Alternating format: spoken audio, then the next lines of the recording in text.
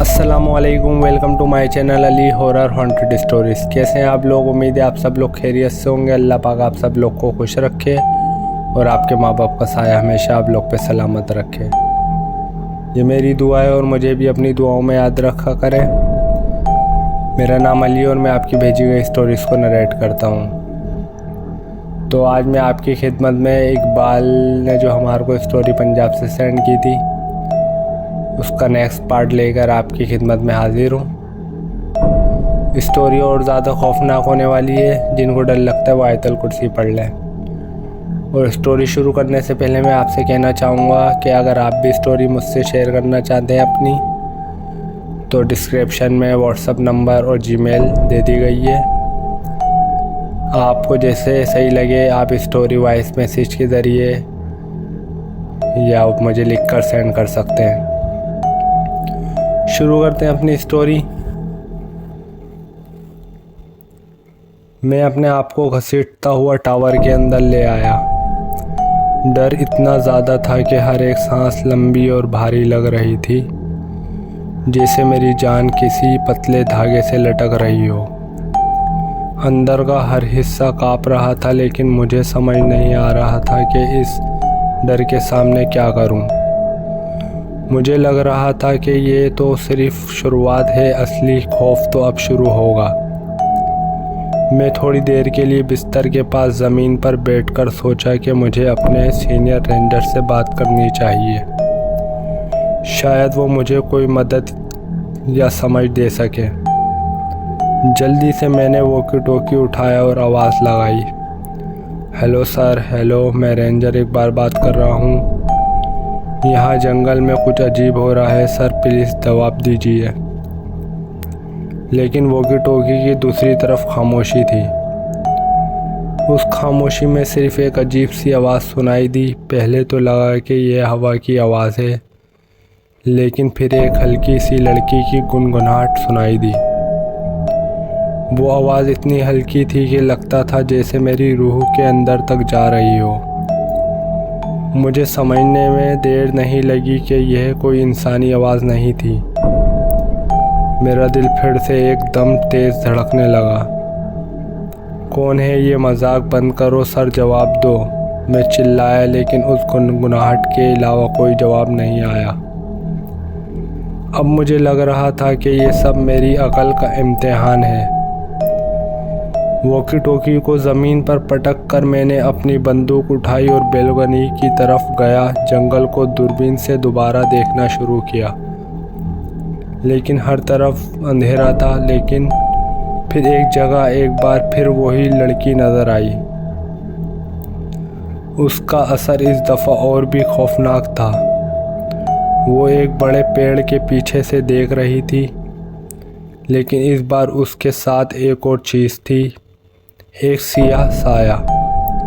वो साया उस लड़की के पीछे खड़ा था, लेकिन मुझे लग रहा था कि वो मुझे देख रहा है।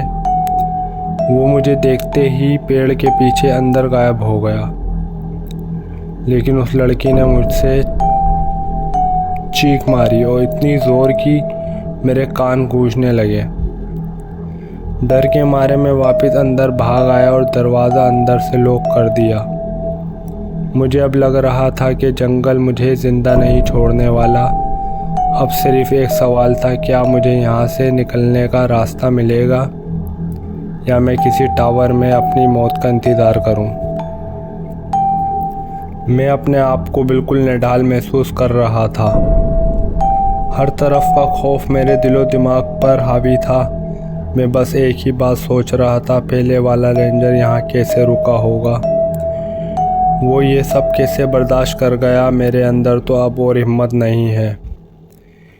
ये ख़यालात ही चल रहे थे कि अचानक मुझे एक अजीब सी बेचैनी महसूस हुई।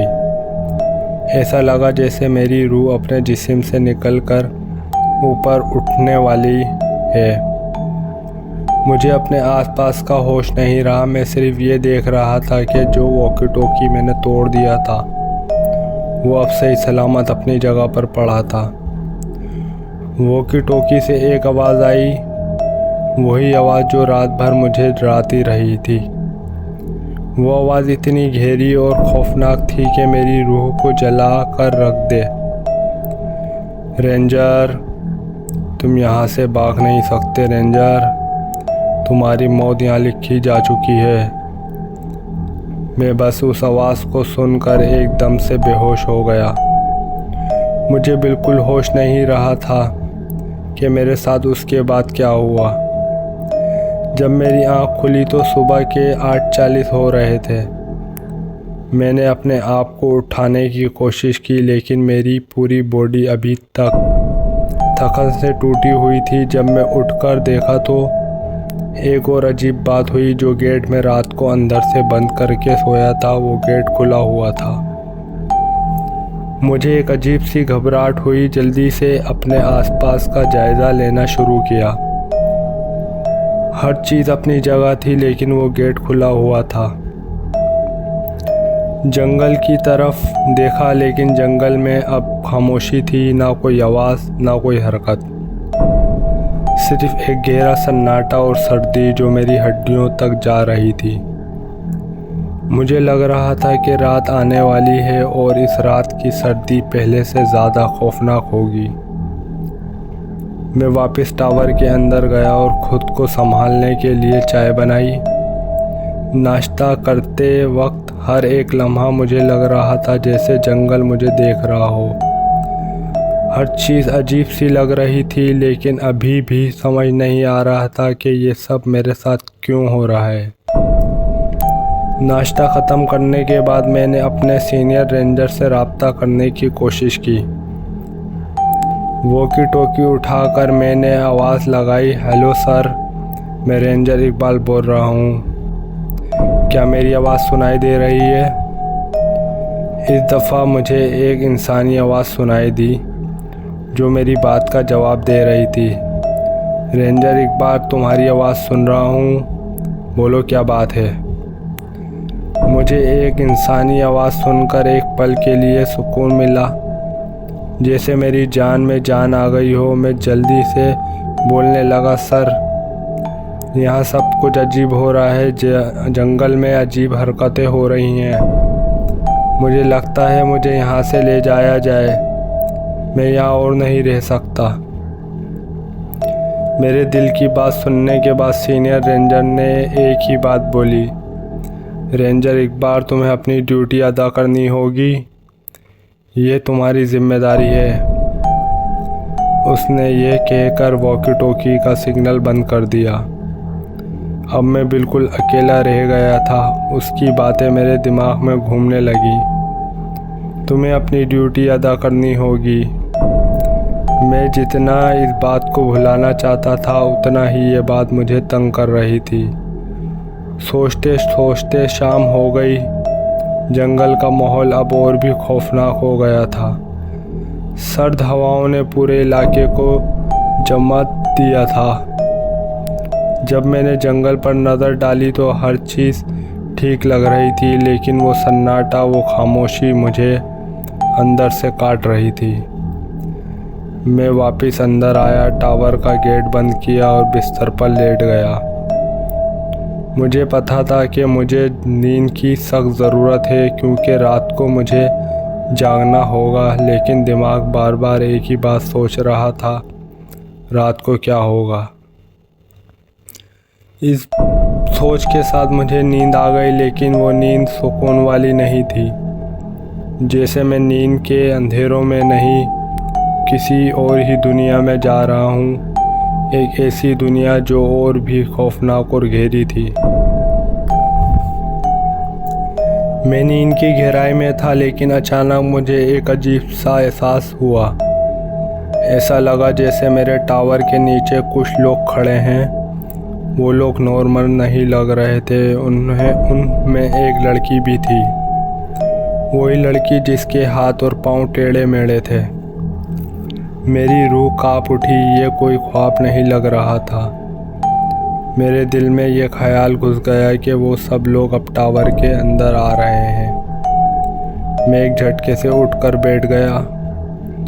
होश में आया तो अपने आप को संभालने लगा कि शायद ये सिर्फ एक ख्वाब था। लेकिन जब मेरी नज़र क्लॉक पर गई तो देखकर मेरी जान निकल गई। रात के 12:50 हो रहे थे। मैं डर के मारे पानी पी रहा था और अभी 2-3 घूंट ही लिए थे कि अचानक टावर का गेट ज़ोर से बज गया। साथ ही एक गुनगुनाने की आवाज़ सुनाई दी। गेट के बाहर से एक बहुत खौफनाक आवाज़ आई, रेंजर, गेट खोलो रेंजर, हम तुम्हें लेने आए हैं। ये आवाज़ सुनते ही मेरा दिमाग घूमने लगा, जैसे मेरे अंदर का सब कुछ उलट पुलट हो गया हो। मेरे दिल इतनी ज़ोर से धड़क रहा था कि लग रहा था अभी फट जाएगा। मेरे अंदर का इतना ज़्यादा खौफ भर गया था कि लग रहा था शायद मुझे अभी हार्ट अटैक हो जाएगा। मुझसे कुछ समझ नहीं आ रहा था और मैं बस आयतल कुर्सी पढ़ने लगा, लेकिन मेरी आवाज़ मेरे होठों तक से नहीं निकल रही थी। मुझे लगा जैसे मेरी गर्दन और गला दोनों सूख गए हैं। मैंने अल्लाह को याद करना शुरू कर दिया, अल्लाह मदद कर, अल्लाह मुझे बचा ले। इतने में वो आवाज़ फिर आई, रेंजर, ये सब बंद करो रेंजर, ये सब बंद करो। तभी वो लड़की जो नीचे खड़ी थी एकदम इतनी ज़ोर से चिल्लाई कि पूरे टावर हिल गया। उसकी चीख मेरे अंदर तक गूंज गई। मुझे लगा जैसे मेरी रूह मेरे जिस्म से निकलकर वापस आ गई। अली भाई, ये मेरी ज़िंदगी का वो लम्हा था जो मैं कभी नहीं भूल सकता। आपको कैसे समझाऊं कि उस रात का डर, वो अंधेरा, वो सर्दी और वो अजीब सी मनुष्यत क्या थी। जो लोग टावर के नीचे थे वो इंसानी नहीं लगते थे, वो एक अजीब और ख़तरनाक मखलूक थी। उस रात का हर लम्हा मेरे लिए मौत से कम नहीं था। जब मैंने अल्लाह का नाम लेना शुरू किया तो वो खौफनाक आवाज़ें रुक गईं, लेकिन मैं सदमे की हालत में था। मेरा दिमाग खाली हो चुका था। सिर्फ़ एक सवाल घूम रहा था, ये सब क्या हो रहा है, मैं कहाँ फंस गया हूँ। रात के 3 बज चुके थे। मुझे याद आया कि मुझे जंगल पर भी नज़र डालनी थी। मैं हिम्मत इकट्ठा करते हुए अपने दरवाज़ा खोलता हूँ। बंदूक और टॉर्च मेरे हाथ में थी और मैं बाहर आया। जंगल एकदम खामोश था, लेकिन हर जगह घनी धुंध छाई हुई थी। दूरबीन से देखने की कोशिश की, लेकिन कुछ नज़र नहीं आया। तभी अचानक मेरे वॉकी टॉकी पर आवाज़ आई, हेलो रेंजर इकबाल। मैं डर के मारे तुरंत अंदर भाग गया और वॉकी टॉकी उठाकर बोला, जी सर, मैं रेंजर इकबाल बोल रहा हूँ। मुझे लग रहा था कि शायद मेरे सीनियर्स की कॉल है। मैंने घबराते हुए कहा, सर यहाँ सब कुछ अजीब हो रहा है, मुझे यहाँ से ले जाएं सर, मैं मर जाऊँगा। उसी वक्त सिग्नल कट गए, लेकिन इससे पहले कि मैं चैन की सांस लेता एक और आवाज़ सुनाई दी। इस बार आवाज़ बहुत ही खौफनाक थी, जैसे किसी मरे हुए इंसान की हो। वो आवाज़ बोल रही थी, रेंजर, रेंजर, तुम भी मरोगे जैसे हम मरे थे, तुम बच नहीं सकते। मेरे हाथ से वॉकी टॉकी गिर गया और मैं चेयर से नीचे गिर पड़ा। मेरे अंदर का डर इतना ज़्यादा हो चुका था कि मैं ज़ोर ज़ोर से चिल्लाने लगा, कौन हो तुम लोग, मुझे क्यों डराते हो, कौन हो। मेरी आवाज़ हवाओं में खो गई और वो खौफनाक आवाज़ भी ख़त्म हो गई। मैं एक कोने में बैठकर रो रहा था। मेरे दिमाग में एक ही सवाल चल रहा था, ये कौन मरे हैं, ये किसके बारे में बात कर रहे हैं। जंगल की सर्दी इतनी ज़्यादा थी कि लग रहा था मेरे जिस्म जम जाएगा, लेकिन फिर भी मुझे पसीने आ रहे थे। डर और बेचैनी की शिद्दत से मेरी हालत ख़राब हो गई और अचानक मैं बेहोश हो गया।